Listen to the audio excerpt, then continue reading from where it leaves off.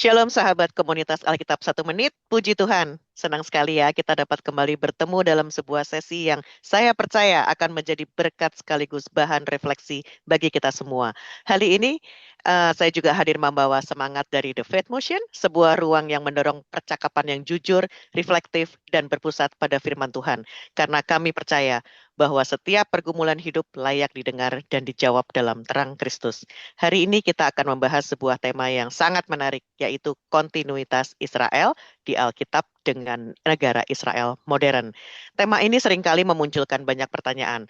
Apakah Israel yang kita baca di dalam Alkitab sama dengan negara Israel modern? Apakah ada kesinambungan di antara keduanya? Bagaimana kita memahami semua ini tanpa kehilangan fokus kepada Yesus Kristus sebagai pusat dari keseluruhan Alkitab?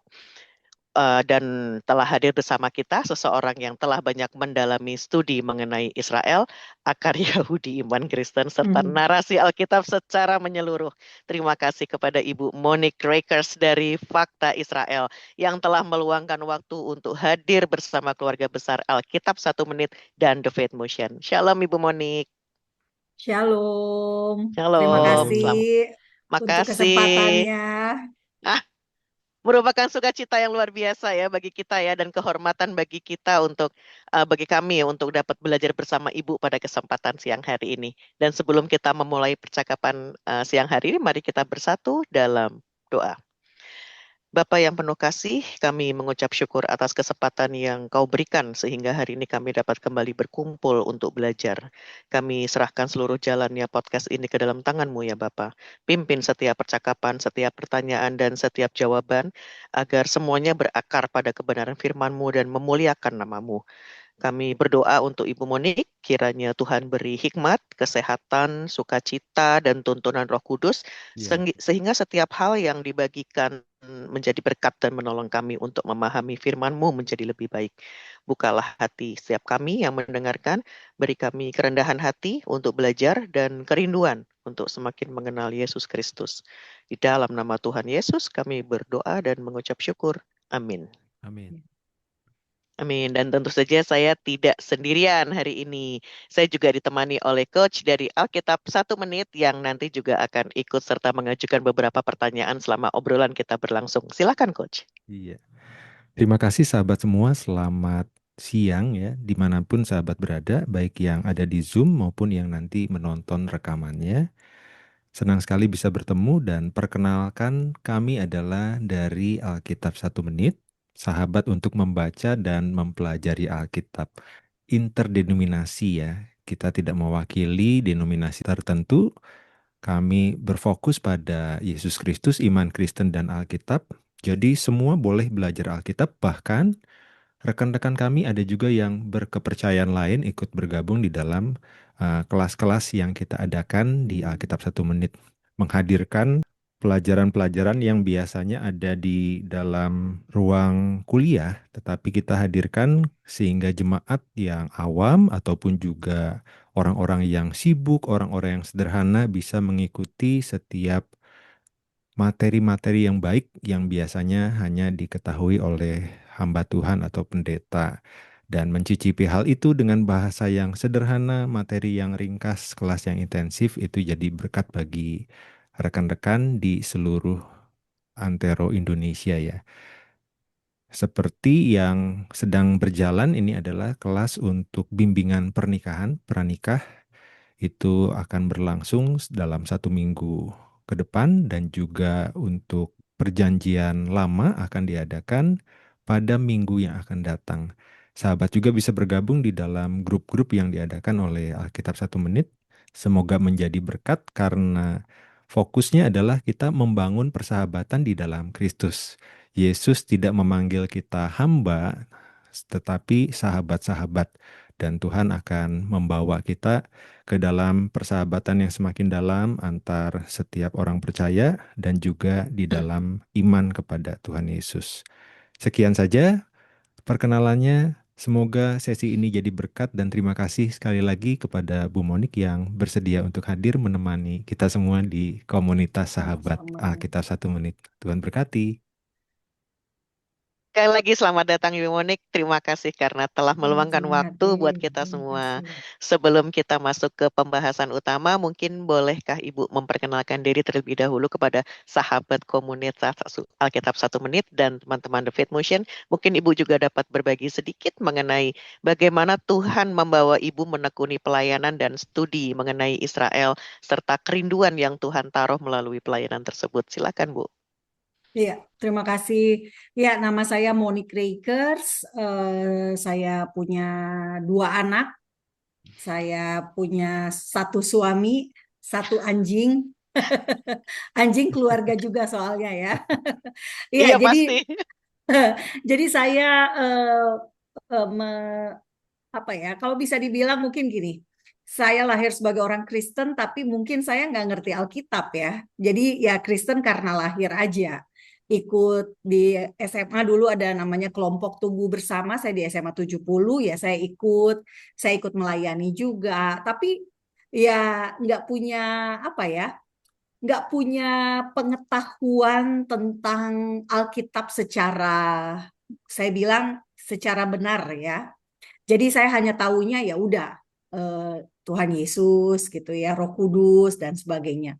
Beda banget setelah saya lahir baru. Nah, sayangnya saya lahir barunya di usia tua, di usia 39 tahun. Wow. Jadi buat Anda yang remaja, Anda yang sudah jadi orang tua, punya anak, saya sangat menyarankan untuk lahir baru sesegera Anda memahami kebutuhan kita bahwa kita butuh Roh Kudus. Nah, saya lahir baru 39 tahun, umur saya waktu itu di tahun 2012 ya. Jadi saya baru ngerti gitu ya bahwa aduh luar biasa banget Alkitab ini.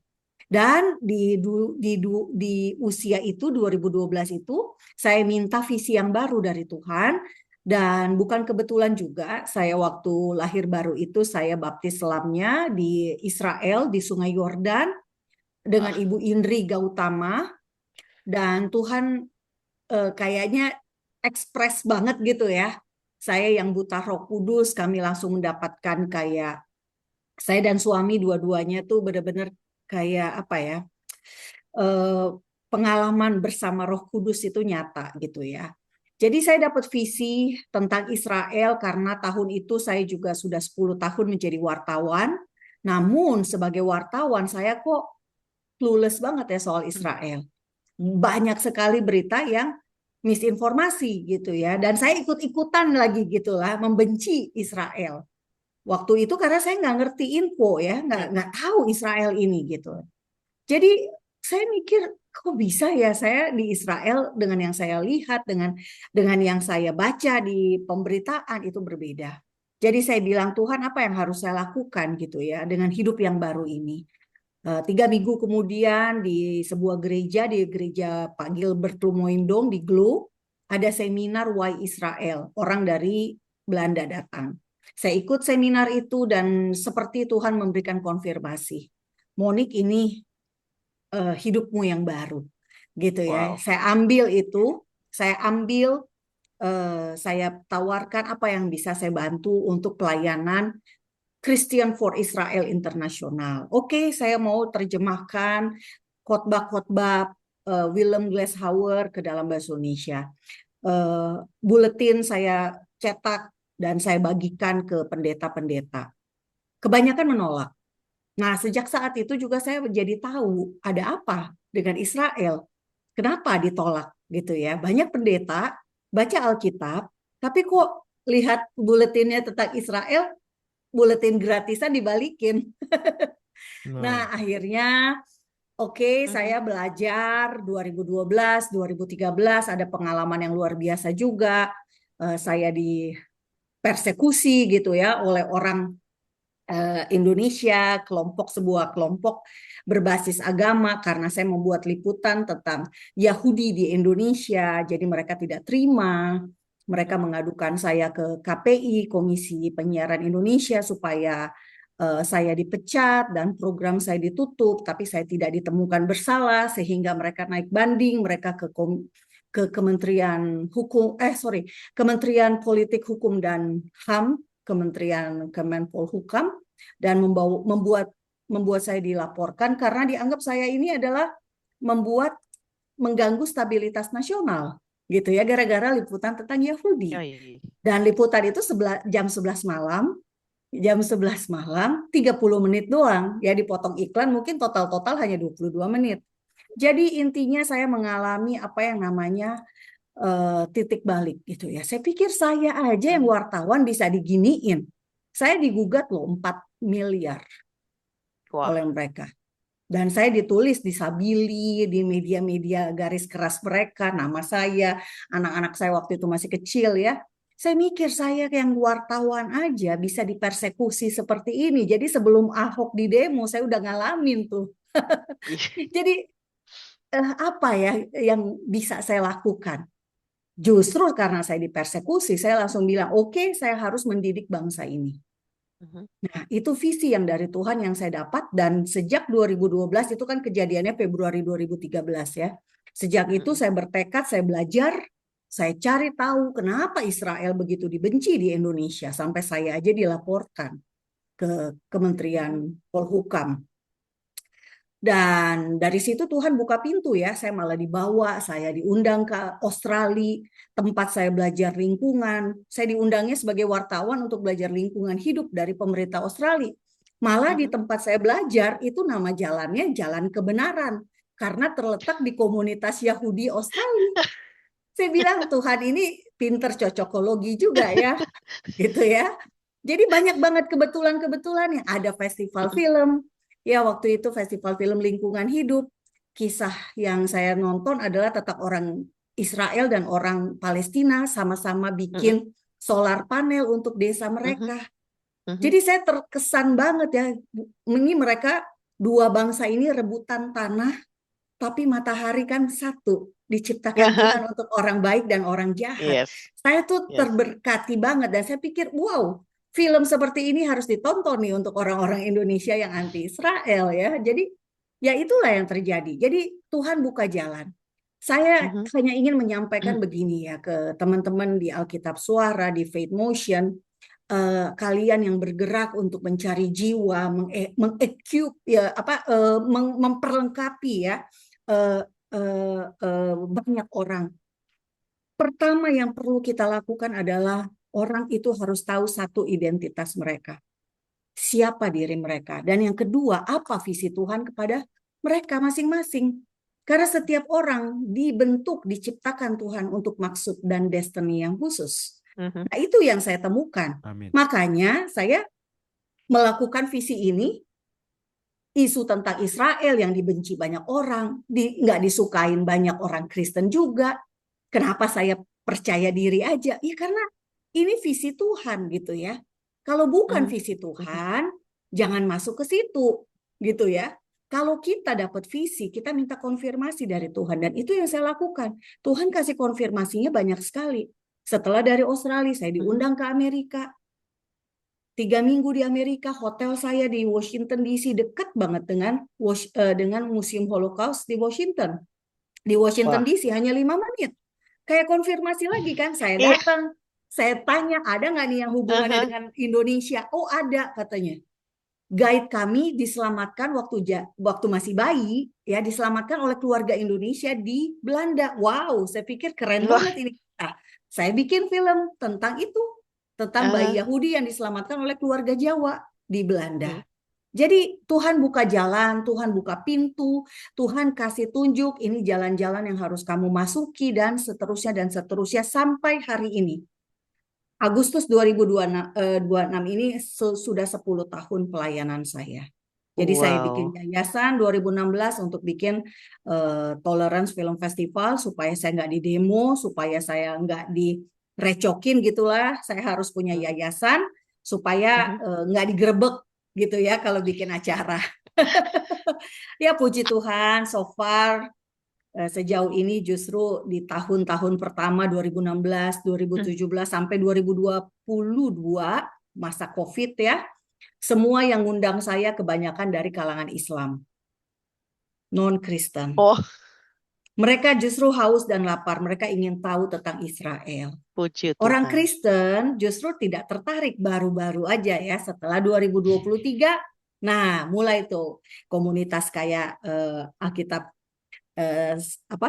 sahabat Satu menit. komunitas ya, Alkitab 1 menit ya, Faith Motion atau gereja-gereja mulai mengundang. Jadi memang mungkin waktunya Tuhan seperti itu ya. Saya ke non-Kristen dulu, saya sudah tahu ibaratnya ya apa yang ada dalam pikiran mereka, baru akhirnya saya diundang ke televisi, baru kemudian saya diundang ke gereja-gereja.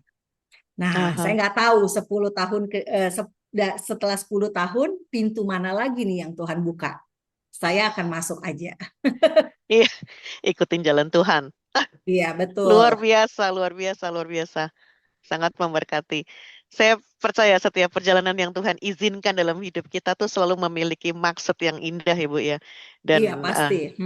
kami sangat-sangat bersyukur hari ini kami boleh belajar dari pengalaman dan pelayanan yang Tuhan percayakan kepada Ibu. Oke, Ibu, ketika kita bicara tentang Israel ya banyak orang Kristen kan langsung menghubungkan dengan negara Israel modern gitu. Sebagian melihat adanya kesinambungan, sementara yang lain memandang keduanya itu sebagai hal yang berbeda gitu. Sebagai pondasi percakapan kita hari ini, bagaimana Ibu memahami hubungan antara Israel di Alkitab dengan Israel modern? Apakah ada kontinuitas di antara keduanya dan bagaimana seharusnya orang Kristen memandang hal ini secara alkitabiah? Iya, kalau saya sih melihatnya begini. Alkitab itu kita harus terima dari Kejadian sampai Wahyu. Nah, Betul. kita akan menemukan sebuah rancangan Tuhan yang luar biasa indah dan luar biasa hebat. Luar biasa keren. Kenapa keren? Yes. Karena garis keselamatan Tuhan itu masih terus berjalan gitu ya.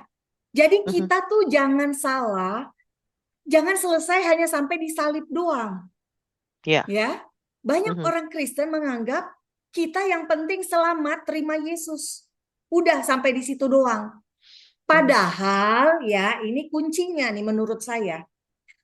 Selama 40 hari setelah Tuhan Yesus, Yeshua bangkit, ia memberitakan Injil kerajaan. Beda loh sama sebelumnya Injil keselamatan. Ya. Kenapa Injil kerajaan? Karena dia berjanji akan datang kembali sebagai raja. Nah, jadi kalau menurut saya nih, ini kerennya. Tuhan sudah memberikan kita keselamatan dan Tuhan juga membuat kita akan menjadi bersama dia ikut memerintah gitu ya. Entah itu kita jadi camat ya. Entah itu kita jadi wali kota, bener nggak?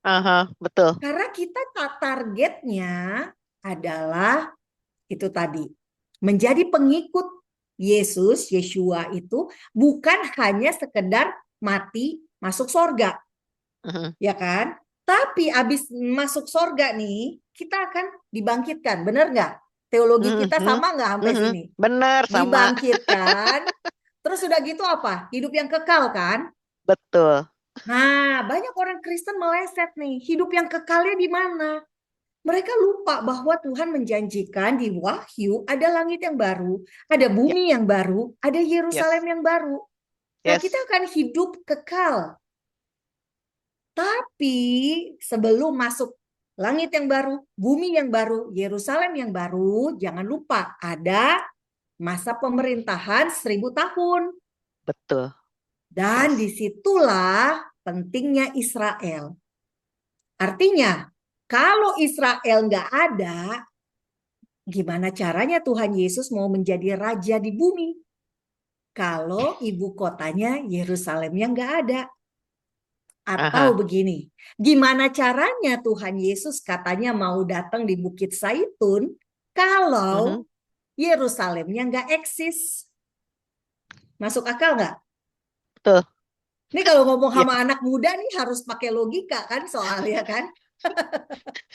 Benar nggak? Soalnya pendengar kita majemuk nih, Bu. Jadi emang harus dijelasin. Jadi maksud saya begini, Aneh nggak sih? Tuhan udah kasih kita keselamatan, lalu Tuhannya sendiri udah naik ke sorga nih, ya. Terus kenapa datang lagi ya? Ada nggak yang bisa jelasin kenapa Tuhan datang lagi? Untuk apa? Nah, disitulah banyak sekali gereja tidak mengajarkan bahwa Tuhan Yesus Yeshua akan datang kembali sebagai Raja. Tuhan Yesus sendiri bilang loh di Matius 5 ayat 35, Yerusalem adalah kota raja besar. Raja siapa? Tentu bukan Raja Herodes, tapi Raja Yesus. Yeshua. Yeshua itu. Nah, jadi jelas ya kalau kita baca di Sakaria 8 ayat 3. Ya. Yerusalem itu, jadi gini, Tuhan bilang, aku akan kembali ke Sion. Sion letaknya di mana? Di Yerusalem. Yerusalem. Ya, jadi berarti Yerusalem harus ada nggak? Ya harus Harus dong. ada. Ya harus. Kalau enggak, gimana caranya kita mau mengimani bahwa Tuhan akan datang kembali dengan cara yang sama seperti ketika ia naik ke sorga, begitu ya? Nah, jadi sampai di sini lokasi penting nggak? Penting. Harus ada dong tanah perjanjiannya. Dan yang kedua, bangsanya Israel harus ada juga. Karena ditulis di Wahyu 7 ada dari 12 suku Israel, masing-masing ada yang selamat. Benar nggak? Wahyu 7 kita bisa buka. Total semuanya ada 144.000 orang. Jadi orangnya orang mana? Orang-orangan. Enggak kan? Bener nggak? Kita nih pakai logika deh. Kita beriman iya, tapi juga kita harus pakai otak, ya nggak sih? Kalau saya, karena saya dulu belajarnya bukan STT ya, saya bukan sekolah teologi ya. Saya kuliahnya mikrobiologi industri. Jadi saya orangnya logika banget, eksak banget. Nah, di sini tulis orang-orang yang dimateraikan dari bangsa Israel. Berapa orangnya? Masing-masing dari 12 suku ada 12.000. Jadi di total ada 144.000. Nah, ini bukan simbol. Ini bukan simbol-simbol, tapi ini literal. Orangnya benar-benar akan ada. Jadi kalau pertanyaannya tadi, apakah Israel yang di Alkitab dengan negara Israel itu sama? Jawabannya orangnya sama. Lokasinya, tempat dulu kerajaan Israel dengan negara Israel sama juga. Gitu ya, negara Israel tetap di tanah perjanjian. Jadi kalau saya sih bilangnya gampangnya gini. Selama ya kita membaca Alkitab secara utuh dari Kejadian sampai Wahyu, kita nggak mungkin menolak Israel modern. Karena itu menjadi satu paket dengan janji Tuhan untuk kita nih orang Kristen gitu loh. Janji Tuhan untuk kita orang Kristen. Kenapa? Karena yang akan datang kembali itu Yesus. Yesus yang sama kan, yang naik ke sorga. Benar nggak? Ya, benar. Ya. Jadi sampai di sini, kalau menurut saya, ya masih sama sih. Israel dulu ya, Bu. dengan Israel sekarang. Betul, masih continue gitu. Bahkan di surat Yakobus, kalau kita lihat, Yakobus ini adiknya Yesus ya, ditulis kepada 12 suku di perantauan. Nah, di masa Yakobus hidup aja, 12 suku masih ada, tapi sudah merantau. Merantaunya kemana? Ke Asia Kecil tadi, ya, di masa Paulus kan, Asia Minor. Gitu. Ada juga yang di Alexandria dan ada juga yang di Arabia, di Paulus ke Damaskus, ada juga yang di daerah Petra, Nabatean dan sebagainya. Oke, kita pahu panjang ya. Sejarah Israel itu bukan cuma sekedar perjalanan sebuah bangsa, tapi juga ada karya Allah yang sedang dinyatakan sepanjang sejarah tersebut. Gitu terus Kalau kita ya sebagai orang Kristen tuh kan udah pastilah kita mengasihi Yeshua ya. Kita baca Injil, kita baca ya Alkitab lah ya dan Mm-mm. mengikuti ajarannya. Namun kadang kita tuh lupa bahwa Yeshua itu lahirkan sebagai orang Yahudi ya, hidup di tengah masyarakat Yahudi dan Mm-mm. menggenapi janji-janji Allah yang telah dinyatakan sejak perjanjian lama gitu. Dan pertanyaan kami tuh mengapa penting bagi orang Kristen memahami akar Yahudi Yeshua dan iman Kristen, dan bagaimana hal itu menolong kita membaca Alkitab dengan lebih utuh. Iya, kalau menurut saya penting kita memahami apa ya konteks Yahudinya, akar Mhm. Yahudinya, karena kalau kita nggak ngerti konteks Yahudi, bisa-bisa agama Kristen nih dituduh agama yang kejam. Kenapa? Kok ada Eh, pengorbanan manusia? Iya nggak sih? Ini pertanyaan yang kelihatan dungu gitu ya, tapi masuk akal ya, benar nggak? Kalau Betul, kita melakukan benar, amanat benar. agung, kalau kita Mhm. melakukan amanat agung, terus orang nanya, kenapa Tuhan nggak menyelamatkan manusia dari Mhm. sorga aja? Ngapain Tuhan Mhm. harus turun menjadi manusia dan mati pula gitu ya? Benar nggak sih? Iya kan? Kita harus bisa jawab loh. Nah, jadi kita Aha, harus aha. itulah kenapa konteks Yahudinya itu penting. Kenapa Mhm. penting? Karena kita harus memahami ada yang namanya korban penebusan, Ya. ya kan? Mhm. Kalau nggak ada korban, kalau tidak ada dosa, maka tidak perlu korban penebusan. Mhm. Masalahnya nih Mhm. Hawa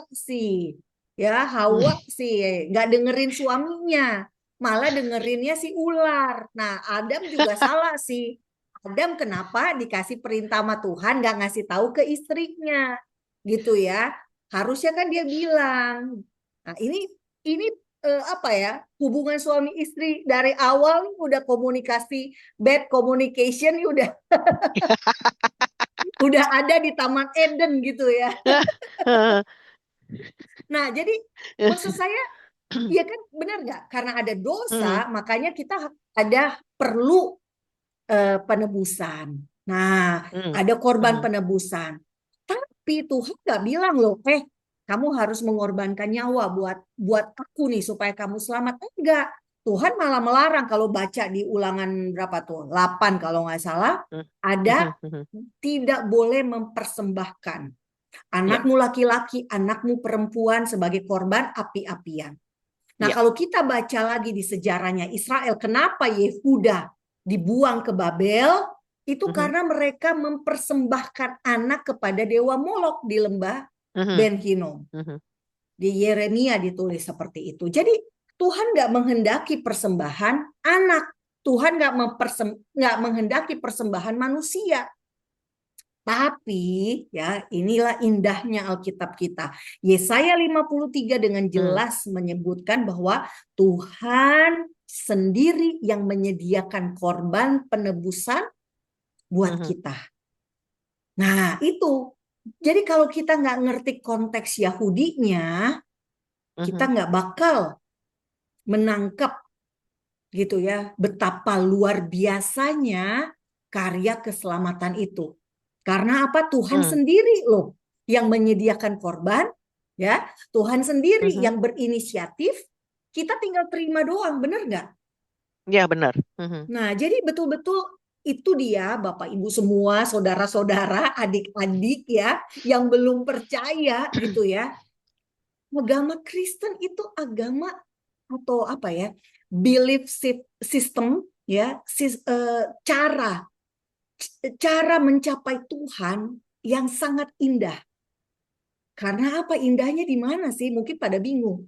Indahnya karena Tuhan yang menjangkau kita. Benar nggak? Mhm. Mhm. Tuhan yang Mhm. mencari Benar. mencari mencari Yes. kita gitu loh. Jadi Iya. bukan kebetulan juga jika Anda yang belum percaya dengar omongan ini gitu loh. Mhm. Artinya ya Tuhan mau menjadikan tadi katanya Yesus menganggap kita sebagai sahabat. Ya Tuhan mau menjadikan Yeshua menjadikan kita sahabatnya. Mhm. Bapak kita mau menjadikan kita anak-anaknya. Bayangin. pencipta langit, bumi, dan isinya itu babe gue gitu loh ya bahasanya. Dia Iya dia kan? milik kita ya, Bu. Iya, keren banget kan? Saya tuh, Iya.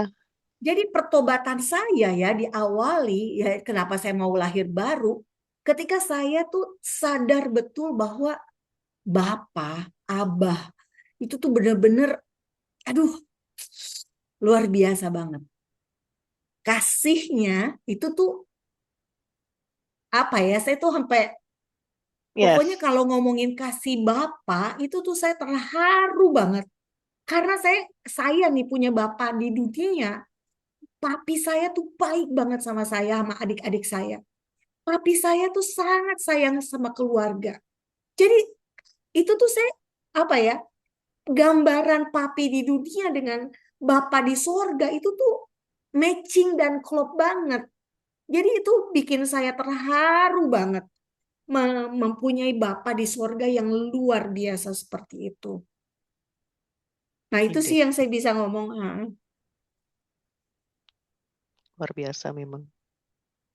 Saya kadang juga suka terharu sih, Bu, kalau udah ngomongin kasih agape. Kayak, ya kayak bisa larut gitu ya, kitanya juga. Oke. Kita, gak apa-apa, hanyut juga saya. Ibu, kita ngelihat bahwa memahami Israel tuh nggak bisa lepas sih dari keseluruhan rencana Allah tuh kita nggak bisa gitu, kita nggak bisa lepas.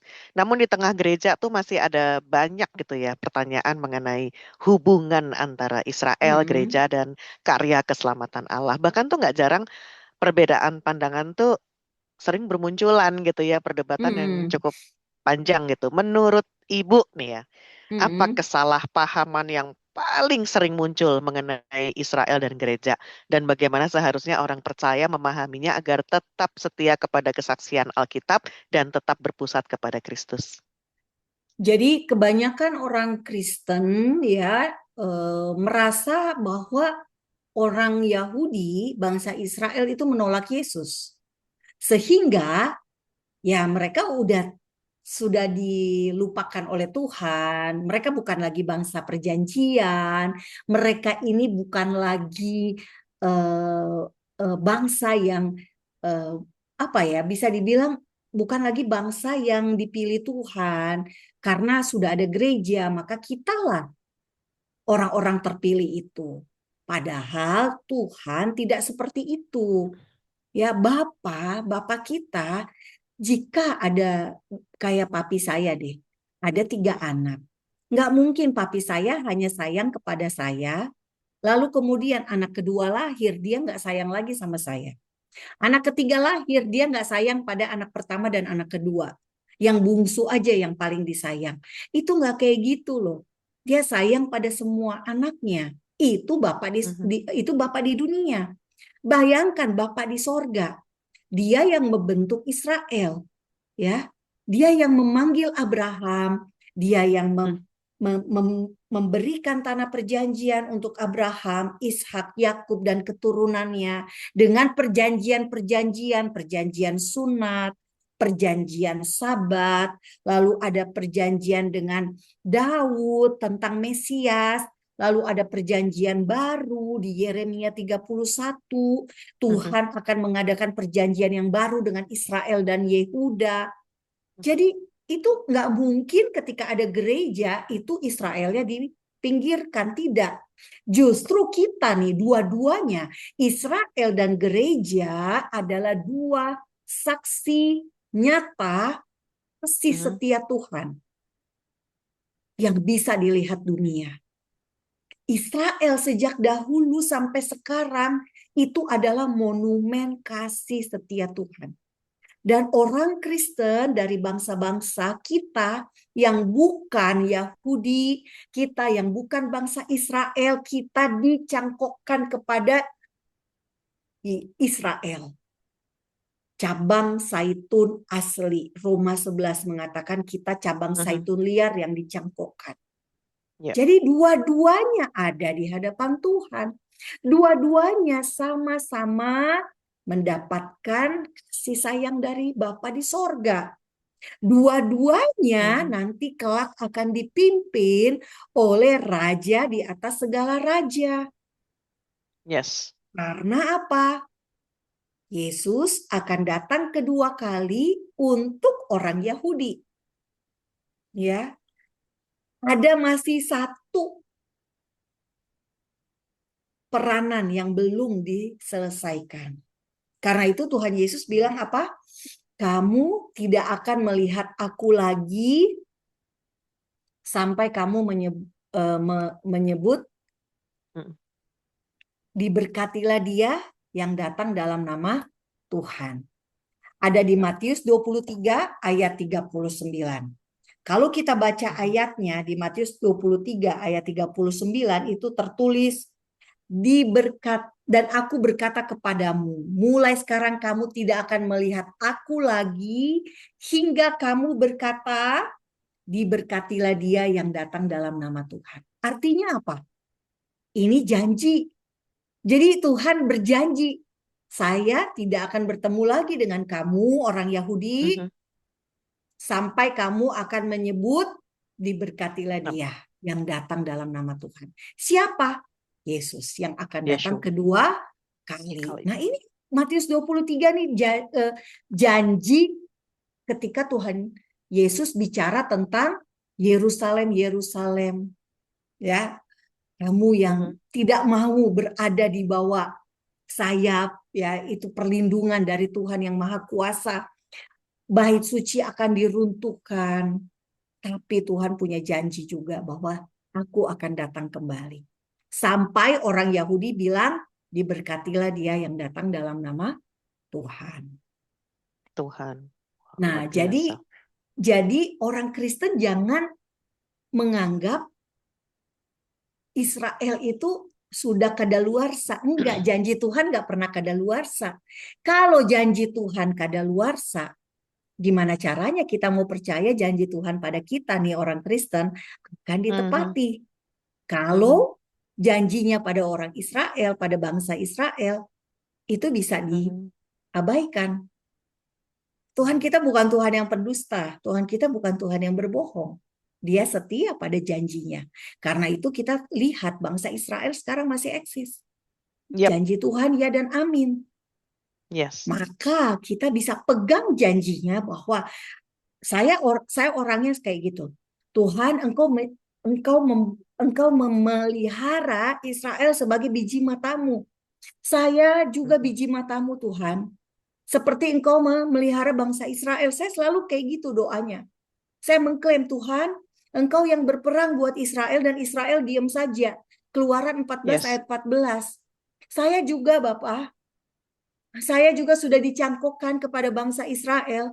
Sehingga engkau juga berperang buat saya diam saja Bapak. Saya di Indonesia sendirian loh. Ya, saya kayak gitu doanya. Mhm. Jadi apa? Saya melihat apa yang Tuhan kasih ke bangsa Israel, penyertaan Tuhan sampai hari ini, ya itu bukti Luar bahwa biasa. Tuhan akan melakukan hal yang sama dengan saya. Di Alkitab dikatakan Israel adalah biji matanya. Ya saya juga Yes. bilang, Bapa, saya biji matamu. Sama seperti bangsa Israel. Ya, anak-anak saya, Bapak, biji matamu juga. Jadi ketika kita sadar bahwa Israel sekarang adalah bukti kasih setia Tuhan, maka kita melanjutkan hidup keseharian kita di dunia yang semakin gelap ini dengan sangat percaya diri. Bukan percaya diri Yep. ala dunia, enggak ya. Percaya Mhm. diri bahwa apa? Kita Tuhan. akan selalu mendapatkan sukacita, beda dengan Yes. dunia. Damai Yes. sejahtera, beda dengan damai sejahtera versi dunia. Kita akan mendapatkan apa? Penyertaan, perlindungan, proteksi. Karena apa? Bapa sayang pada anak-anaknya. Kita ini anak-anaknya juga. Yes. Jadi apa ya? Justru kalau saya nih, kalau mau dibilang, saya tuh justru iman saya semakin teguh setelah saya melihat apa yang Tuhan lakukan pada Israel. Puji Tuhan. Jadi kalau ada misalnya, tapi kan Israel kok jahat banget ya? Mungkin pertanyaannya gitu ya. Kok Israel membunuh orang di Gaza? Itu pasti kamu termakan misinformasi. Karena banyak sekali misinformasi di dunia ini. Apalagi di Indonesia. Bapa segala dusta, iblis sedang bekerja keras di hari-hari terakhir masa kini ya, yang semakin dekat dengan kedatangan Tuhan Yesus, Yeshua. Yes. Iblis akan semakin kerja keras untuk apa? Menyesatkan banyak orang. Nah, karena itu hati-hati. Setahu saya Israel melakukan perang melawan teroris. Dan orang Kristen tidak mungkin berpihak pada kekerasan dan teror. Orang Kristen tidak mungkin bersimpati pada cara-cara kekerasan untuk untuk mencapai tujuan. Apa iya kita setuju dengan penculikan, penyanderaan? Ada 253 orang disandra pada 7 Oktober 2023.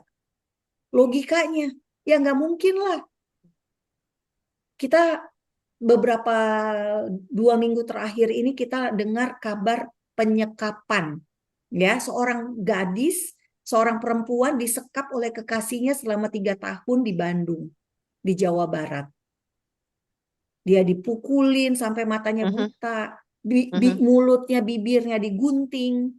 Coba, itu kan ngeri banget. Dan netizen tuh, saya baca komen-komennya, marah banget sama si pelaku. Saya setuju, dia sangat jahat menyiksa. Bayangkan, ini terjadi pada orang Yahudi. Anak-anak juga diculik. Gitu ya Bapak Ibu. Nah itu jadi kalau menurut saya kita mengasihi. Tapi kasih juga harus kebenaran. Harus ada kebenaran. Kebenarannya konteksnya apa? Apa iya kita mendukung kekerasan? Pasti tidak. Karena itu, kalau ada orang diculik, apa iya kita bilang ke keluarganya, sabar ya, doa aja. Nggak mungkin. Kita pasti bilang, pemerintah Israel harus turun tangan untuk apa? Mengeluarkan si anak si anak yang diculik, bayi yang disekap, lansia yang ditawan, perempuan yang diperkosa. Untuk apa? Dibebaskan dari Gaza. Itu yang benar.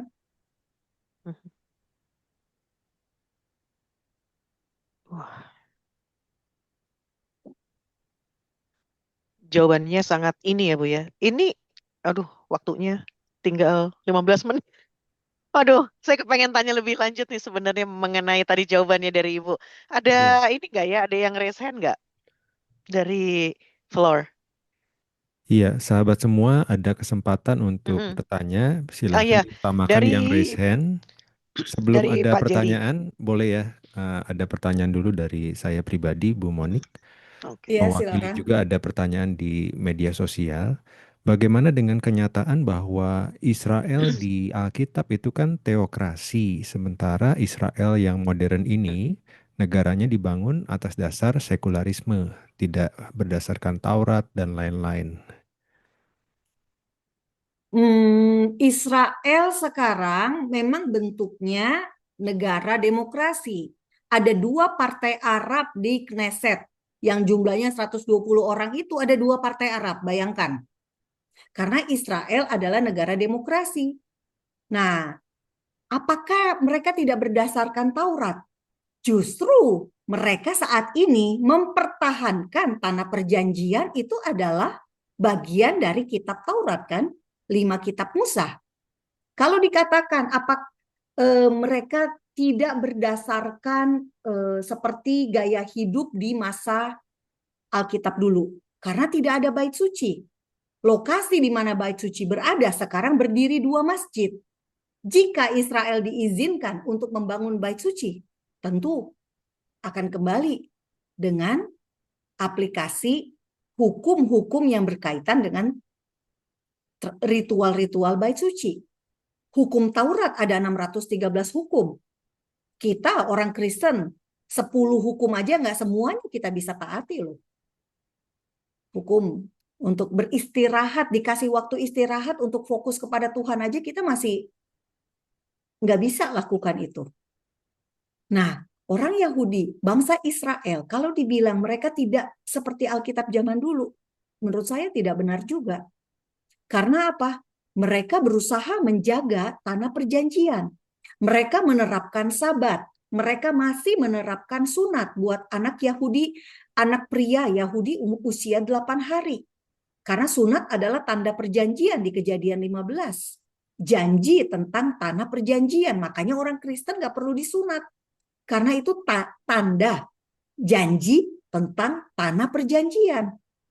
Lalu ada apa lagi? Makanan halal, kosher. Mereka tidak boleh makan makanan sembarangan. Sabat sampai hari ini masih berlaku di Israel dan orang Yahudi di seluruh dunia. Dari petang Jumat petang jam 6 sampai Sabtu jam 6 sore. Mereka sabat. Mereka tidak menulis, tidak menonton film, TV, tidak jalan-jalan. Mereka hanya boleh apa? Ke sinagoga. Mereka hanya boleh baca Alkitab. Menulis saja nggak boleh, hanya boleh baca. Nah, itu mereka masih terapkan semuanya. Nah, bayangkan, Israel nih diperbudak sama Mesir 430 tahun. Mesirnya masih ada nggak sekarang? Masih. Mesirnya yang memperbudak Israel masih ada. Masa iya Israel yang menjadi bangsa yang melahirkan Yesus, Yeshua sebagai juru selamat, malah punah? Nggak masuk akal. Secara teologi justru Israel harus eksis. Kalau bisa malah ya, kalau misalnya mau dibilang Tuhan menghukum Mesir, Mesirnya punah. Tapi itu juga tidak terjadi. Justru akan ada nanti jalan raya dari Suriah, Israel, dan Mesir. Menjadi jalan damai di masa kerajaan 1000 tahun nanti. Jadi kalau saya pikir soal bentuk negaranya, mau negaranya saat ini ya masih negara, kalau menurut saya karena dipimpin oleh orang Yahudi, masih negara Yahudi. Meski belum ada bait suci, tetap kita bisa bilang Israel adalah negara yang Tuhan pimpin. Karena di zaman dulu pun Tuhan berotoritas atas bangsa Israel, namun ada raja-raja. Bahkan beberapa raja, bahkan banyak sekali raja kerajaan Israel Utara itu raja-raja buruk semua. Iya. Dari sejumlah raja, ya kan? Dari Raja Yehuda, hanya berapa yang baik? Hanya beberapa aja. Hizkia, Yosia yang baik. Yang lainnya ngawur semua. Tapi apakah Tuhan menggagalkan rancangan untuk mendatangkan Yesus dari bangsa Israel? Enggak. Tuhan tetap konsisten. Sehingga akhirnya Yesus lahir dari suku Yehuda. Tuhan tidak pindah bangsa, nggak pindah. Oh ya udah deh, ini Israel nggak benar. Saya pindah ke bangsa Indonesia aja. Kalau gitu mau dong Yesus lahir dari suku Manado, suku saya. Iya, terima kasih Bu Monik, jawabannya Ya, sangat sama-sama. mencerahkan. Tuhan berkati. Iya, luar biasa. Silakan Bang Jerry, sahabat Jerry. Ya, ya, shalom Ibu Monik. So Ya, soalan saya, shalom. ya Ibu. So soalan saya, pada tahun 740 sebelum Masehi hingga 720 sebelum Masehi, pada penjajahan Asyur tuh 10 suku tuh hilang kan, Bu. Jadi soalan saya pada waktu ini, zaman ini, untuk ditemukan 10 suku tuh bagaimana, Bu? Adakah potensi untuk menemukan 10 suku tuh? Dan suku Lewi tuh dia tidak termasuk kah, Bu, di dalam 10 suku tuh? Lewi masih bersama Yehuda dan Benjamin kah, Ibu? Sebab Lewi tidak mempunyai tanah kan, mereka ialah imamat. Soalan tuh itu, Bu. Adakah 10 suku yang hilang tuh pada saat ini ditemukan secara fisikal ataupun satu kelompok ataupun melalui DNA. Ya, itu Iya, Bu terima soalan. Terima kasih. kasih.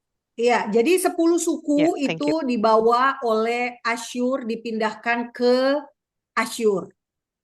Kerajaan Israel Utara, ibu kotanya Samaria, dan orang Asyur dipindahkan ke Samaria. Makanya orang Samaria tidak dianggap musuh ya sama orang Yahudi. Karena apa? Karena mereka orang Asyur gitu ya Bapak Ibu.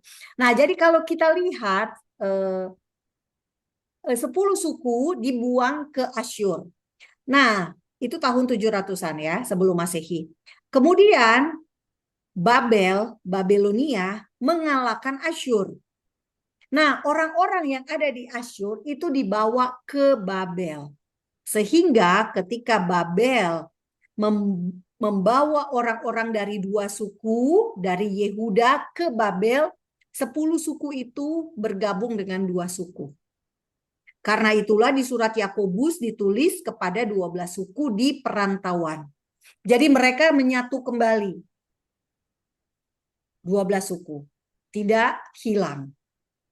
Tapi 12 suku itu mulai Esra, ketika Esra pulang kembali dari Babel, disebut sebagai Yahudi.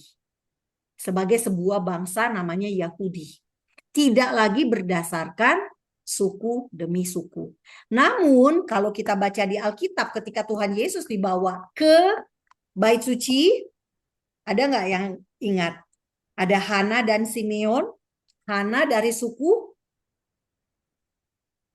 mana nih? Ayo sahabat komunitas, ada yang ingat? Coachnya ingat?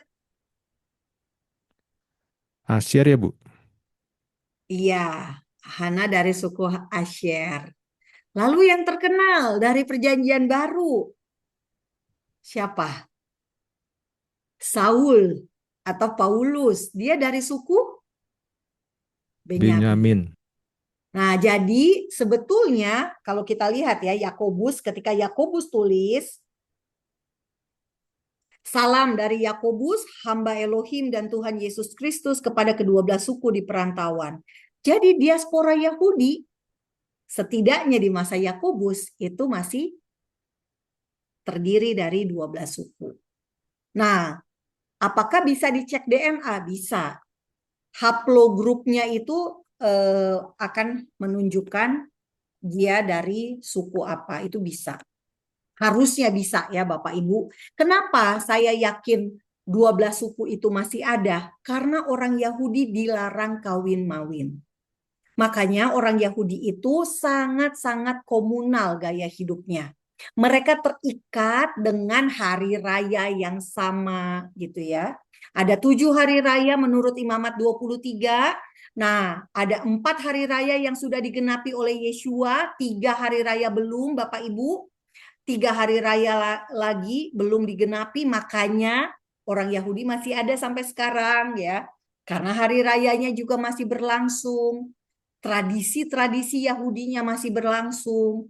Jadi 12 suku pasti masih ada karena tadi orang Yahudi tidak boleh menikah dengan orang non-Yahudi. Esra ketika pulang dari Babel menemukan orang-orang yang kawin-mawin, ya ini buruk ya, istri dan anaknya disuruh diceraikan. Karena apa? Karena bukan menikah dengan orang Yahudi. Jadi setelah periode pembuangan ke Babel, mereka kembali menikah dengan orang-orang sama Yahudi. Dan sampai sekarang orang-orang Yahudi ortodoks itu kawin-mawin antara sesama Yahudi. Mungkin yang sekuler tidak seperti itu. Tapi masih ada orang-orang yang gaya hidupnya sesuai dengan Alkitab. Begitu sahabat Jerry. Ya, thank you. Sama-sama. Makasih Bu. Next, sahabat Anita, silakan. 1 pertanyaan, 1 menit. Ya, shalom, terima kasih Kak. Nah, saya ingin bertanya ke Ibu Monik. Tadi sempat disinggung soal kejadian tanggal 7 Oktober antara Israel dan Hamas ya.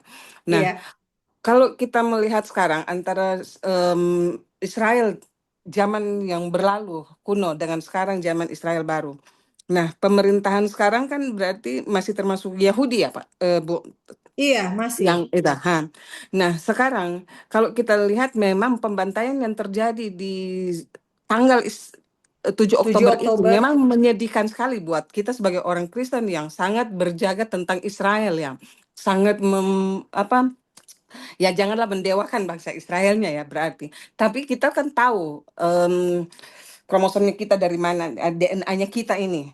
Nah, tapi ketika kita mau tarik ke sini, ke zaman Israel modern ini, apakah masih relevan dengan cara Israel juga membalas kepada Palestina, di mana pembantaian mungkin harga manusia sekarang yang terjadi di kemarin itu yang diambil pembantaian Hamas itu, dengan yang sekarang Israel lakukan kepada Palestina, dengan ada orang-orang Kristen di sana yang harus menjadi korban, sehingga menjadi lebih banyak Israel yang melakukan seperti itu, dengan kita memandang Mungkin saya harus tanya dulu, orang Kristen yang menjadi korban itu siapa?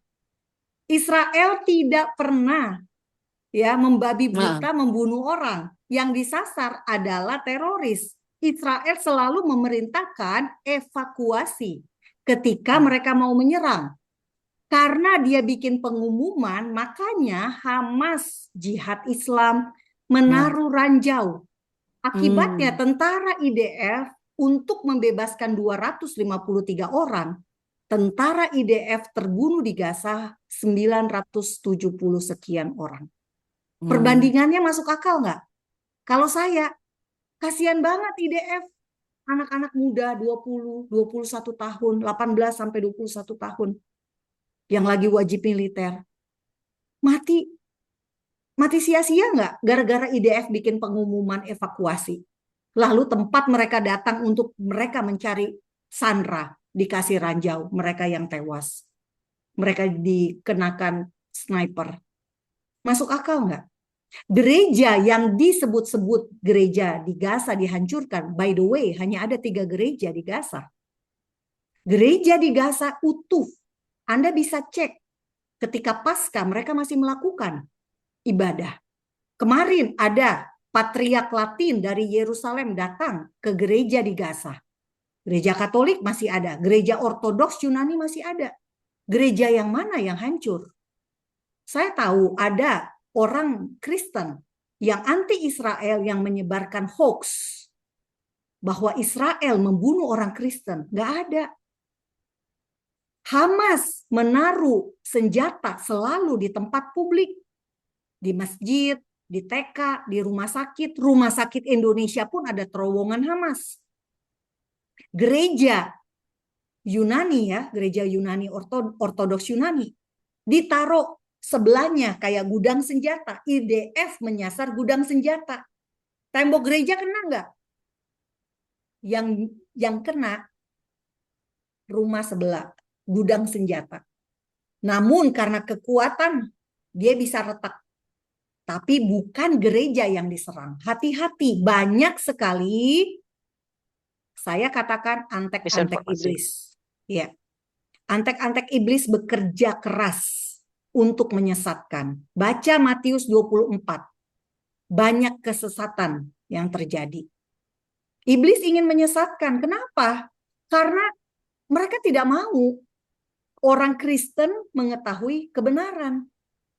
Tentang Israel itu sebuah kebenaran nggak? Kebenaran. Makanya Israel dimusuhi sama seluruh dunia. Salahnya apa sih? Nggak ada salahnya. Mereka jadi korban. Terus mereka datang ke Gaza untuk membebaskan Sandra-Sandra. Kok malah mereka yang dituduh membunuh. Sementara Hamas sendiri menjadikan warga Gaza sebagai tameng manusia. Masuk akal nggak kita orang Kristen disesatkan dengan misinformasi seperti ini? Jadi sekali lagi, kalau kita baca berita, pastikan sumbernya jelas. Kalau dibilang orang Kristen dibunuh, oke, yang mana orang Kristennya? Lokasinya di mana? Dia dibunuh sama IDF atau dia dibunuh sama Hamas? Hamas menjebak supaya mereka terbunuh. Itu bisa terjadi. Di Lebanon coba bayangkan, dari gereja teroris membunuh IDF. Jadi banyak sekali hal-hal yang menurut saya kita perlu cek dan recheck. Saya yakin ya, Israel itu sangat berusaha meminimalisasi korban. Kenapa saya bilang begitu? Karena mereka melakukan perintah evakuasi. Itu cara meminimalisasi korban. Karena serangan nggak mungkin loh, kayak Rusia nyerang Ukraina deh. Emang pakai pengumuman? Enggak. Ngebom aja, rudal aja, roket aja. Iran nyerang Israel, emang pakai pengumuman? Enggak. Cuma Israel tahu, oh nih rudalnya udah ditembakkan nih, karena jaraknya sangat jauh antara Yerusalem ke Teheran 1.800 km, sehingga rudalnya butuh waktu 7 menit untuk nyampe ke Israel, sehingga pemerintah Israel bisa punya waktu untuk menyuruh warga negaranya ke tempat aman, ke basement. Nah, coba bayangkan Gaza sama Tel Aviv, Gaza sama wilayah Israel, deket banget. Saya pernah ke pinggiran perbatasan Israel. Saya 2 kilometer dari Gaza. Kelihatan tuh menara Masjid Khan Yunis dari Kibbutz Nirim tempat saya datang. Adel, guru PAUD di Kibbutz Nirim. Anaknya didatangi sama teroris 2 orang. Mau masuk ke ruang aman mereka. Adel punya cucu 2. Akhirnya apa yang terjadi? Anak Adel karena dia punya senjata, dia tembak ini 2 teroris di depan kamar anaknya. Fotonya ada saya lihat. Bayangin guru PAUD loh. Kurang baik apa? Tetap aja teroris masuk ke rumahnya. Mau bunuh anak-anaknya sama cucunya. Apa iya orang-orang kayak begini kita harus diem? Kalau begitu kenapa Indonesia yang nggak pernah perang sama siapapun punya TNI? Buat apa negara kita ada tentara? Kita kan nggak berperang. Paham nggak maksud saya, Bu Anita? Oke, baik, Bu. Tapi mungkin begini, kalau misalnya kita tidak tarik ke apa ya itu sebagian dari orang Kristen yang sebenarnya bukan misinformasi ya. Ini kan kita Bu Anita, ini. Nggak kita punya apa-apa. time constraint. Oh ya, Oke. oke. Oke. Kasih ya, Nggak Kak. apa-apa, saya penasaran maksudnya apa. Gini, nah kalau saya ambil keseluruhannya, jadi saya nggak tadi ambil ke Kristennya, oke. Tapi kalau misalnya saya pandang, ini kan saya mau pengetahuan ya, Bu. Iya, Bukan saya memihak siapa ya, saya orang Kristen, saya diambil Tuhan dengan luar biasa, jadi saya mau pencerahannya. Bukan karena pihaknya Israel, bukan pada Hamas, bukan pada siapapun. Tapi kan kita harus mencerahkan untuk semua pihak kan, supaya nggak ada tumpang tindih tentang pengetahuan ini. Nah, kalau kita ambil, kita ini hidup di zaman kasih karunia, berarti kita punya kasih yang besar. Setelah melihat, bukan cuma karena orang Kristen ya, tapi keseluruhannya kepada agama apapun itu. Ketika terjadi itu pemboman iya. di Sekarang Palestina. pertanyaan saya sekarang, Hmm. apa yang ibu lakukan kalau anak ibu disandra teroris? Ya pasti akan saya berusaha untuk menyelamatkan. Iya, dengan cara apa?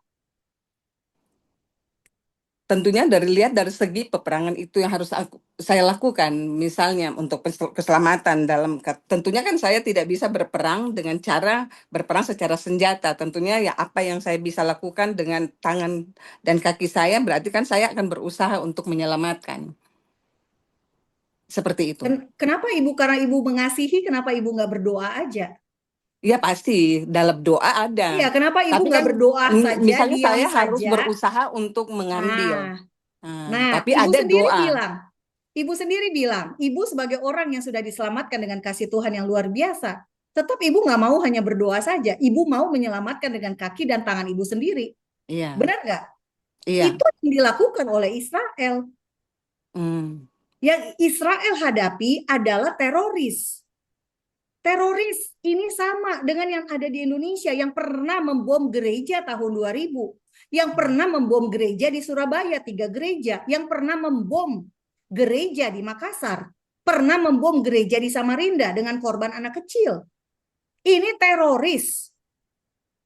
Teroris itu yang bisa melakukan kekerasan untuk mencapai tujuan. Terus ibu bilang, saya tidak berpihak pada siapa-siapa. Jawabannya salah, Bu. Ibu harus berpihak pada korban. Korbannya dalam hal ini siapa? Israel. Israel saat ini menjadi korban teroris. Kita orang Kristen, PGI, gereja-gereja besar di Indonesia, sinode-sinode, nggak ada tuh yang bilang bebaskan Sandra. Nggak ada. Tutup mata semua. Inilah yang dibilang oleh Nabi Yesaya. Jahat dibilang baik. Baik dibilang kebalik-balik gitu loh. Nah, menurut saya ini nggak bisa kalau orang Kristen kayak begini. Kenapa nggak bisa? Kita itu harus jadi terang dan garam.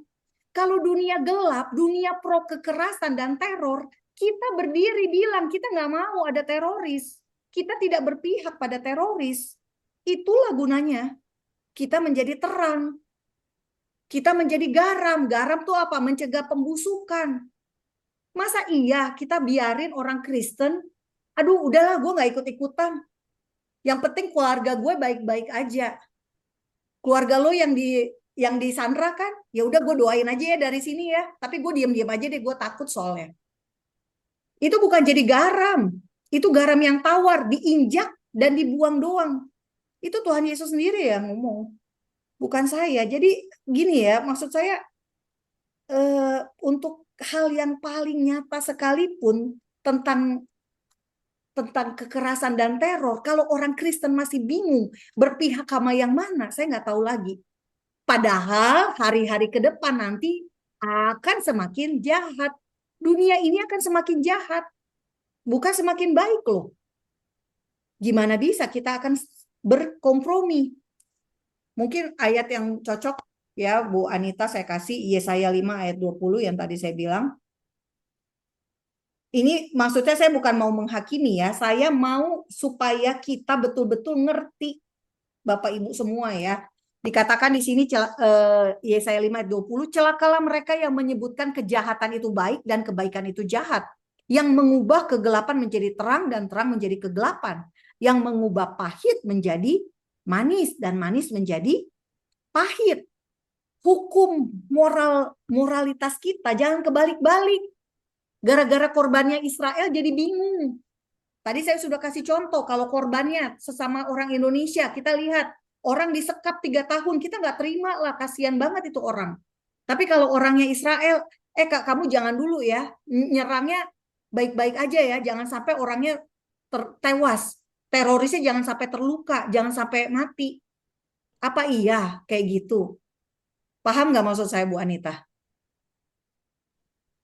The best, Bu. Terima kasih untuk pencerahannya.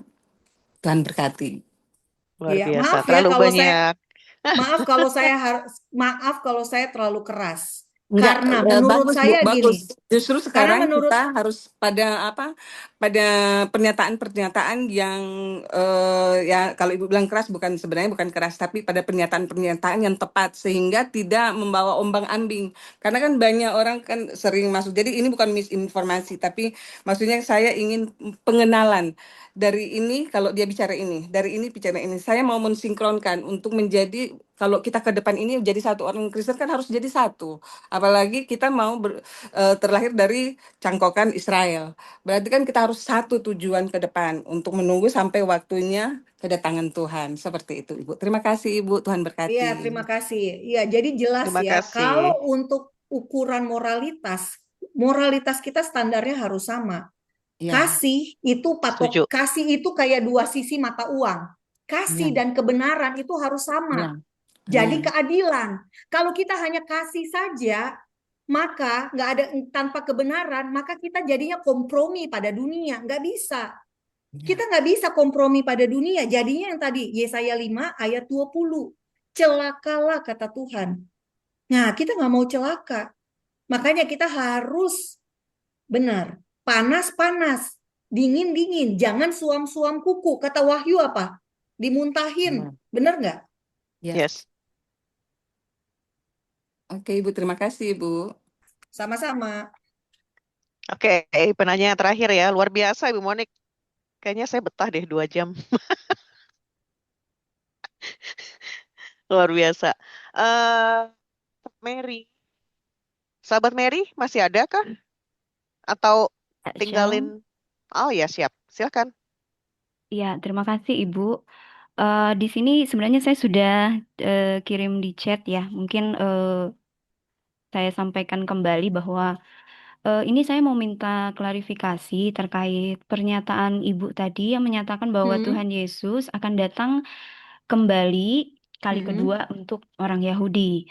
Nah, hmm, memang kalau yang kita pahami ya dan sepemahaman saya bahwa ya, betul. Bangsa Israel itu punya tempat yang sangat penting untuk hmm. rencana keselamatan Allah untuk kita. Tapi di sisi lain juga dikatakan bahwa Kristus menyelamatkan kita itu kan bukan hanya untuk orang Yahudi. Jadi maksud saya seperti ini, Ibu, apakah salah jika saya mengatakan bahwa Israel yang Ibu maksud itu adalah mereka keturunan Yahudi dan non-Yahudi gitu. Jadi karena saya tadi sempat menangkap bahwa seolah-olah bangsa Israel itu seperti bangsa khusus atau bangsa memang betul yang dipilih Allah, tetapi untuk keselamatannya itu seolah-olah hanya untuk Israel begitu ya pandangan saya Ibu. Jadi karena yang saya tahu bahwa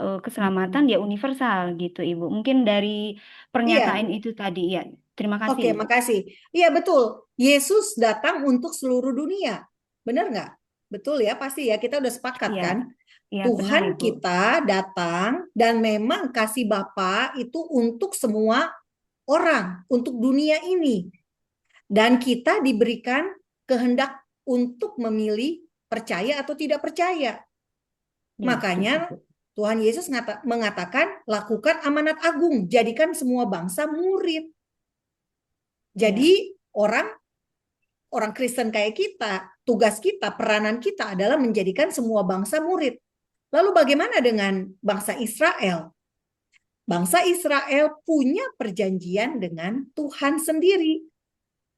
Karena itulah, tadi saya sudah katakan, Tuhan Yesus yang sudah menyelamatkan kita, kenapa dia harus datang lagi kedua kali? Untuk apa gitu loh, Tuhan datang kedua kali. Karena dia menjadi raja di bumi. Raja di mana? Karena dia harus menjadi raja atas seluruh bumi. bumi. Raja di atas segala raja. Termasuk menjadi raja atas bangsa Israel. Israel. Karena ketika bicara di Kisah Para Rasul kan ada ya, Tuhan maukah engkau dikatakan di Kisah Para Rasul 1, Tuhan, maukah engkau pada masa ini memulihkan kerajaan bagi Israel? Tuhan Yesus nggak jawab, kamu salah. Nggak kayak gitu. Tuhan Yesus nggak jawab seperti itu. Tapi jawabnya di ayat 7 ya, Kisah Para Rasul 1 ayat 7. Engkau tidak perlu mengetahui masa dan waktu yang Waktu. ditetapkan Bapa sendiri. Jadi akan ada waktunya bangsa Israel mengakui mereka membutuhkan Mesias. Mesias itu siapa? Yang diurapi. Yang diurapi itu apa? Raja. Ketika mereka dalam keadaan terpojok, nah ini makanya belajar tentang Israel nih belajar tentang akhir zaman ya sesungguhnya.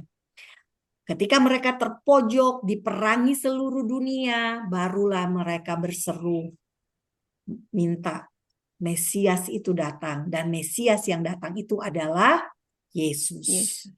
Jadi keselamatan, nah ini kuncinya di sini. Coba kita lihat tadi ya momen Hana saat bawa Yesus di bait suci. Kita lihat di sini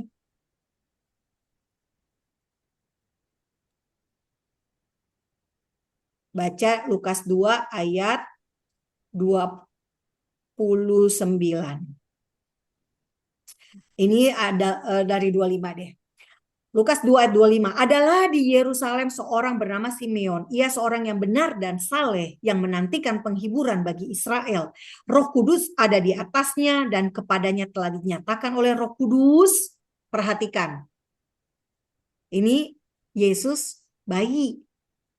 Roh Kudus belum turun, belum tercurah di hari Pentakosta. Tapi si Simeon sudah mendapatkan dari Roh Kudus. Dan kepadanya telah dinyatakan oleh Roh Kudus bahwa ia tidak akan mati sebelum ia melihat Mesias, yaitu dia yang diurapi Tuhan. Ia datang ke bait Allah oleh Roh Kudus ketika Yesus anak itu dibawa masuk oleh orang tuanya untuk melakukan kepadanya apa yang ditentukan hukum Taurat, apa disunat. Ia menyambut anak itu dan menatangnya sambil memuji Elohim, katanya, sekarang Tuhan, biarkanlah hambamu ini pergi dalam damai sejahtera sesuai dengan firman-Mu, sebab mataku telah melihat keselamatan yang daripadamu. Apa artinya keselamatan yang daripadamu? Yeshua. Sebab mataku telah melihat Yeshua yang daripadamu.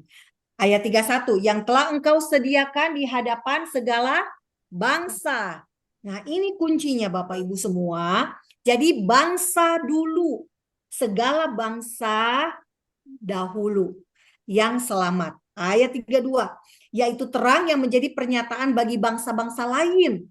Kita, Indonesia, orang Cina, orang India, orang Arab, orang Amerika, dan sebagainya. Selamat dulu, baru yang terakhir dan yang menjadi kemuliaan bagi umatmu Israel. Israel yang terakhir selamat. Yang pertama bangsa-bangsa dulu, yang baru kemudian yang pertama murid-murid dulu ya, murid-murid, orang-orang di Galilea, orang-orang yang mengikuti Yesus, Yeshua, baru kemudian generasi Kristen pertama, lalu kemudian bangsa-bangsa, dan yang terakhir adalah Israel. Itu dia timeline-nya Tuhan. Nanti kalau Tuhan udah datang kedua kali, maka ayat Sakaria 12 ayat 10 yang tergenapi.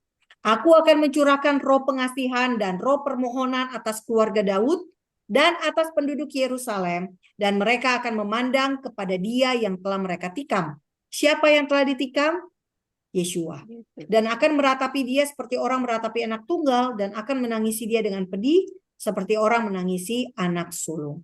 Ini baru akan terjadi ketika Tuhan datang kedua kali. Jadi, apakah orang Yahudi akan selamat? Selamat. Makanya tadi saya bilang, Yesus kenapa datang lagi? Karena masih ada peranan yang harus ia kerjakan, yang harus dilakukan, memenuhi semua janji-janji nubuat yang ada di Alkitab kita. Semoga menjawab ya Bu Mary. Ya, terima kasih Ibu. Makasih. Ya, luar biasa. Luar biasa. Bu Monik, ini ada pertanyaan di chat box. Nanti kami sampaikan lewat teks, boleh ya Bu ya? Dijawab lewat teks aja. Boleh, kalau mau sekarang juga nggak apa-apa. Wah, sekarang. Waduh, Oh, waktunya udah nggak ada ya? Enggak, Ibu ada keperluan lain. Enggak sih, nggak apa-apa. Besok saya ada pelayanan, tapi nggak masalah. Apa pertanyaannya bisa diseleksi aja? Iya, digas. Oh, digas. Wah, gas, baiklah. Pertanyaannya Sukma tadi ya? Oh, Sukma apa Sarah? Dari Sarah. Soalnya, ada Sarah ya? Oh, oke. Siap nih Bu, satu Bun yang agak berbeda nih. Jika memungkinkan pertanyaan ditampung, izin bertanya, apakah ada tanggapan terkait Pride Festival LGBTQ resmi oleh Israel Ministry di daerah Laut Mati? Ini sebetulnya apakah ini termasuk saya Israel udah modern? jawab ya. Saya udah bikin video soal ini di YouTube Fakta Israel. Saya udah kasih tanggapan saya. Jadi gini, Israel sebagai negara demokratis, mereka itu apa ya, bisa dibilang gini, terlalu demokratis. Saking demokratisnya gitu loh. Saking demokratisnya semuanya tuh diterima. Saking demokratisnya semuanya ya udahlah boleh. Karena apa? Karena sangat demokratis. Itu jeleknya. Harusnya nggak kayak gitu. harusnya mereka melarang. Karena apa? Tidak sesuai dengan Alkitab. Tidak sesuai dengan nilai-nilai Yahudi dan Kristen. Setuju ya kita ya? Mhm. Tapi sebagai negara yang demokratis, mereka tidak boleh kayak begitu. Gitu. Jadi mereka meski Israel membolehkan ada pawai LGBT, mereka tidak membolehkan pernikahan sesama jenis. Mereka tidak membolehkan ya melegalkan pernikahan secara negara, itu tidak boleh. Apalagi diberkati di sinagog misalnya. Jadi ada dua hal yang berbeda. Nah, sementara ini sekedar informasi pembanding, sementara di Vatikan, di Roma, dia bukan Vatikan ya, ibu kota Italia di Roma, ada gereja yang melakukan misa untuk LGBT. Jadi lebih longgar mana? Lebih longgar Israel atau dalam hal ini Vatikan? Vatikan justru. Karena sampai misa pun boleh. Gitu ya. Jadi kalau di Israel hanya pawai. Tidak masuk ke ranah negara, tidak masuk ke ranah gereja. Sinagog. Tapi kalau di Katolik malah justru masuk ke ranah gereja. Anda bisa cek sendiri untuk melihat ya, betul nggak yang saya omongin. Karena apa? Karena ada salib LGBT. Ada pastor LGBT-nya. Ini menurut saya jauh lebih bahaya. Itu aja sih. Mungkin jawabannya nggak enak ya. Cuma saya kasih contoh ya. Bahwa at least Judaism itu masih melarang lah. Nggak boleh. Gitu. Yang ortodoks tuh nggak boleh. Iya. Oke. Itu jawabannya ya. Nanti selengkapnya kita tonton di Fakta Israel berarti Bu ya. Kan Ibu udah Ibu mau upin di Iya. Fakta Israel ya. Udah saya Kita bahas. tonton rame-rame. Siap, kita tonton di sana. Oke, sebelum kita mengakhiri podcast ini, Ibu luar biasa sekali loh Bu, 1,5 melebihkan setengah jam. Sebelum kita Sebenarnya gini mengakhiri, loh, saya kalau gimana? Zoom, saya webinar, saya kan punya materi 10 topik, bukan 10 aja, banyak sekali topik tentang Israel dan Alkitab. Jadi kalau saya bikin sesi Zoom, biasanya justru 2 jam, 3 jam. 2 jam itu paling cepat. Biasanya standarnya 3 jam, karena banyak pertanyaan dan banyak banget yang dibahas. Nah, itu yang tadi saya bilang, enaknya bahas Israel itu sangat banyak topik dan sangat membantu kita memahami Alkitab. Karena Alkitab itu nggak bisa hanya dibaca kayak gimana ya, kayak oh ya udah deh kita fokusnya di Perjanjian Baru aja. Nggak bisa, karena semua yang ditulis di Alkitab Perjanjian Baru itu ada rujukannya di Perjanjian Lama. Jadi untuk kita memahami konteks, maka kita harus balik lagi juga ke Perjanjian Lama, gitu ya. Ini kan karena ngomongin Alkitab 1 menit ya. Jadi, jadi korelasinya tuh nyambungnya kita jadi semakin semangat belajar, bukan ngantuk lagi, karena harus buka Alkitab gitu loh. Kayak tadi ya, saya ayatnya di mana nih? Oh, harus buka ini. Rujukannya di mana? Oh, di sini nih Sakaria. Enaknya di situ. Ini padahal belum ngebahas ayat sama sekali loh. Kalau kita udah bahas ayat lebih enak lagi, lebih enak. Lebih enaknya seru. di mana? Bukan soal serunya sih, tapi gini loh. Seru. Kita apa ya? Iman kita tuh jadi nggak kosong, ngerti nggak sih? Jadi iman kita tuh kayak wow, Alkitab gue keren banget ya. Jadi pengen tahu lagi, bener gak sih? Kayak begini, buka lagi yang lain. Setelah tahu yang satu hal, apa iya sih kalau saya ya? Apa iya kayak gitu? Iya lo baca lagi yang lain.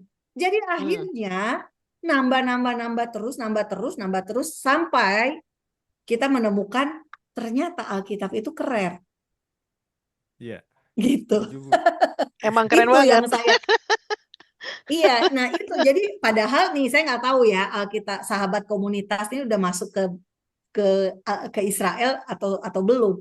Nah, kalian tuh bisa melihat bahwa ketika kalian mulai belajar menyingkapkan gitu ya, satu persatu menguliti Israel, kalian akan menemukan kedalaman kekayaan Alkitab kita itu luar biasa banget.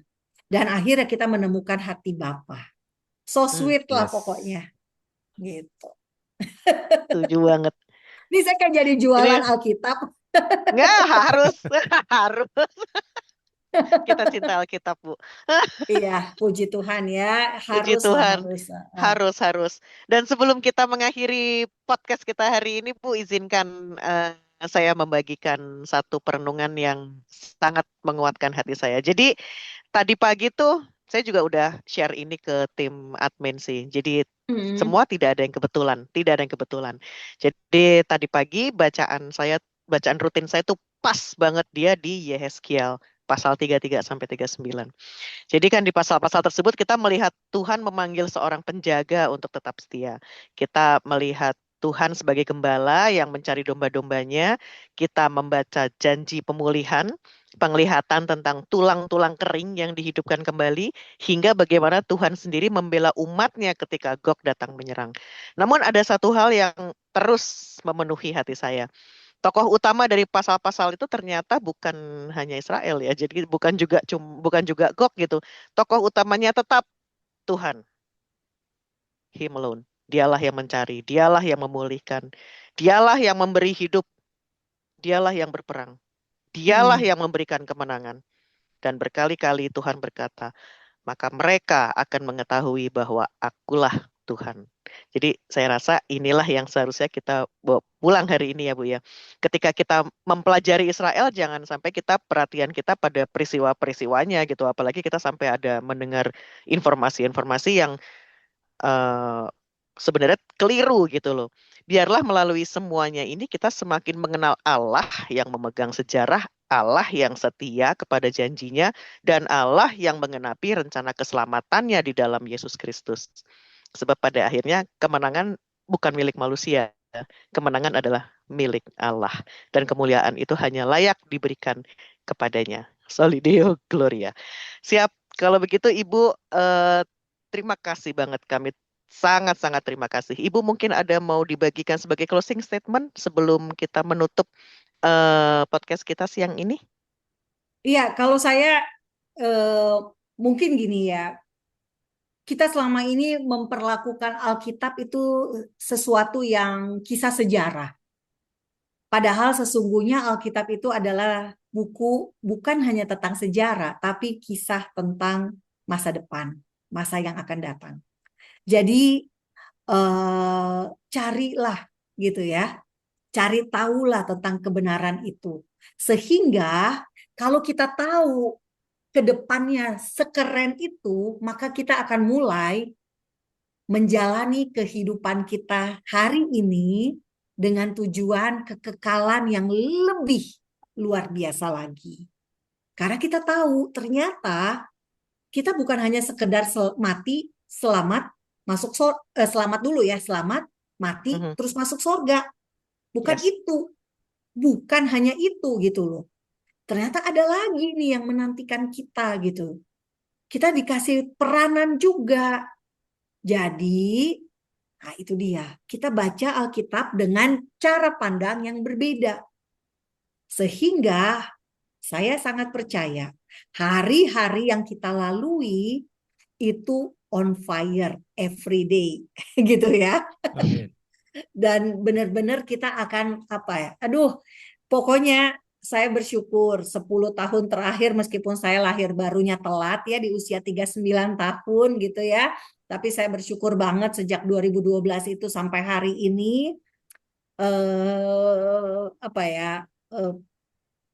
nggak bosan-bosannya dengan Alkitab dan nggak ada habis-habisnya belajar dan nggak ada habis-habisnya saya bersyukur untuk kasih Tuhan dan saya sangat berharap sahabat komunitas di sini semua someday at least sekali seumur hidup harus menginjakan kaki ke Israel. Karena apa? Di situ Amin. Di situ mungkin Anda bisa mendapatkan ibaratnya Anda lagi ke kafe, di situ wifi-nya kenceng banget gitu ya. Koneksinya dengan Tuhan tuh kenceng banget. Bener deh. Iya, iya. Jadi Anda bisa merasakan bagaimana kayaknya bumi gitu ya. Bumi dan sorga tuh melekat jadi satu. Nah, Iya. itu dia. Jadi bawa dalam doa karena Tuhan pasti mendengar doa kita, apalagi Amin. kita mendoakan sesuatu yang kerinduan kita yang menyenangkan Tuhan juga. Dan saya yakin pasti semua akan bisa dijawab. Amin. Amin. Terima kasih. Amin. Sangat memberkati Ibu, luar biasa, luar biasa. Oke, Coach, silakan kalau sudah siap dengan doa penutup Coachnya. atau masih kepengen tanya. Saya Iya, kepengen tanyanya tuh kepengen banyak yang ditanya, cuman nggak inilah ya, nanti di lain kesempatan mudah-mudahan Ibu ada waktu lagi Sebenarnya saya untuk nggak bisa apa-apa bersama sih, saya kami. masih ada waktu. Kalau ada yang di chat masih ada yang mau ditanyakan juga masih boleh. It's okay, nggak masalah. iya, tidak apa-apa. Mungkin disimpan buat pertemuan berikutnya, Ibu ya. Oke. Iya, terima Silakan, kasih Coach. banyak. Kita membara ini karena apa yang dibagikan itu muncul dari hati seorang yang suka membaca Alkitab nih, sepertinya ya. Dan pastinya semua passion, bahkan sampai tadi Bu Monik juga menyampaikannya dengan berkaca-kaca, ada kasih Bapa dan lain-lain. Itu karena membaca Alkitab yang adalah firman Allah yang memberikan hidup ya. Dan Bapak Ibu, saudara sekalian juga diundang buat bisa bergabung kalau misalnya mau membaca Alkitab tiap hari, tamat setahun di Alkitab 1 menit, ada juga grupnya ya. Baca 3-4 pasal sehari, nggak sampai 15 menit tiap hari, 1 tahun itu sudah habis Kejadian sampai Wahyu. Silakan bergabung juga. Dan kalau Bapak Ibu Saudara ingin dapat sesuatu rema juga tentang Israel, bisa baca juga Yehezkiel pasal 16. Kalau kami pribadi di sana mendapatkan satu rema ya, terutama tentang sejarahnya Israel, dimulai dari ayat yang ke-3 di sana. Beginilah firman Tuhan Allah kepada Yerusalem, asalmu dan kelahiranmu ialah dari tanah Kanaan, ayahmu ialah orang Amori dan ibumu orang Heti. Kelahiranmu begini, waktu engkau dilahirkan pusatmu tidak dipotong dan engkau tidak dibasuh dengan air supaya bersih. Juga dengan garam pun engkau tidak digosok atau dibedungi dengan lampin. Ayat 5-nya ini, tidak seorang pun merasa sayang kepadamu sehingga diperbuatnya hal-hal itu kepadamu dari rasa belas kasihan. Malahan engkau dibuang ke ladang oleh karena orang pandang enteng kepadamu pada hari lahirmu. Dan ini ayat yang sangat menyentuh hati saya pribadi. Maka aku lalu dari situ ini Tuhan, dan kulihat engkau menendang-nendang dengan kakimu sambil berlumuran darah. Dan aku berkata kepadamu, perhatikan, dalam keadaan berlumuran darah itu, ini yang Tuhan katakan, engkau harus hidup. Itu yang jadi rema buat kita ya, buat Israel dan juga bagi kehidupan Bapak Ibu Saudara sekarang. Kalau Bapak Ibu Saudara sedang menghadapi pergumulan berat mungkin, atau merasa jauh dari Tuhan, terhimpit masalah duniawi atau bahkan dosa yang membuatmu jauh dari Tuhan, ingat, Tuhan memandang engkau sangat berharga dan Tuhan berkata engkau harus hidup. Diakhiri dengan ayat yang ke-62. Di sana dikatakan, aku akan meneguhkan perjanjianku dengan engkau dan engkau akan mengetahui bahwa akulah Tuhan. Tujuannya adalah kita mengenal Tuhan secara sejati dalam Tuhan Yesus. Terima kasih Bu Monik untuk penjelasannya yang begitu jadi berkat. Dan Sama. izinkan kita sama-sama berdoa ya. Bapak Ibu Saudara Ya. juga bisa berdoa bersama dengan kami untuk pelayanan Bu Monik, untuk keluarganya, kesehatannya, dicurahkan berkat-berkat rohani dan jasmani juga. Mari kita berdoa. Bapa Surgawi, kami percaya Tuhan, Engkau tersenyum melihat kami bersama-sama berkumpul, setiap anak-anak-Mu dari berbagai latar belakang, disatukan dalam iman kepada Tuhan Yesus Kristus. Dan kami percaya Tuhan, Engkau memiliki rencana yang terbaik bagi setiap kami. Tuhan, kami berdoa supaya segala yang baik yang Tuhan rancangkan di dalam firman-Mu, dalam Alkitab terjadi dalam kehidupan kami dan keluarga, sehingga nama Tuhan dipermuliakan. Dan Tuhan, kami berdoa juga bagi negara Israel modern di hari-hari ini. Tuhan yang memimpin supaya mereka diberi orang-orang yang memimpin, orang-orang yang takut akan Tuhan. Tuhan akan memimpin, bangkitkan generasi baru di Israel yang takut akan Tuhan. Hidup sesuai dengan Taurat-Mu, firman Tuhan, dan juga Amin. Tuhan akan memimpin supaya orang-orang Kristen di negeri ini Tuhan akan memimpin supaya Tuhan akan bangkitkan pemimpin-pemimpin dari antaranya yang menggarami, menerangi masyarakat. Kami berdoa Tuhan Yesus khusus juga bagi Ibu Monique Ritkers beserta dengan suami, dengan keluarga. Tuhan akan memberkati dengan limpah rohani dan jasmani. Mungkin ada pergumulan-pergumulan yang sedang dihadapi, Tuhan yang akan menolong, mendengar dan menjawab doanya, mencukupi tepat pada waktu Tuhan. Kami berdoa ada cita-cita ataupun yang dia sedang perjuangkan, Tuhan akan memimpin, Tuhan yang akan menyertai sampai Tuhan membuatnya berhasil menjadi kenyataan. Terima kasih Bapak. Pertemukan Bu Monik dengan orang-orang yang tepat untuk dapat terus membangun network yang baik untuk kemuliaan Tuhan. Terima kasih, lebih dari yang dapat kami pikirkan dan doakan, Tuhan yang menjawab doa-doa ini. Kemuliaan bagi nama-Mu, dalam nama Tuhan Yesus kami berdoa dan mengucapkan syukur. Amin. Amin. Terima kasih Bu Monik bersama dengan Alkitab 1 Sama-sama Menit dan dengan rekan-rekan semua. semua di sini. Iya, Tuhan berkati rekan-rekan semua. Sampai jumpa di talkshow yang Tuhan berikutnya Yesus ya. memberkati. Ya, Kasih Tuhan Tuhan ya, berkati. God Terima kasih bless. Tuhan Yesus God memberkati. Terima bless. Tuhan kasih. Yesus memberkati.